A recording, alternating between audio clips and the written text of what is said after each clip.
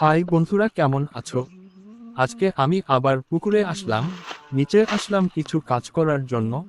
আজকে দেখেন কি, আজকে এই যে দেখেন, এখানে একটা কলা গাছের ছুরি পড়ে আছে।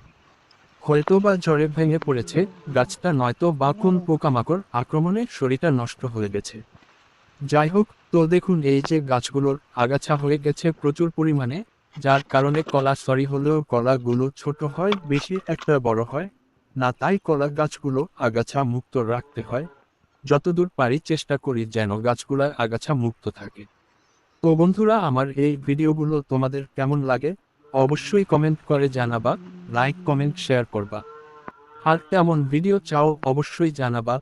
তো দেখতে থাকো আমার ভিডিওগুলা।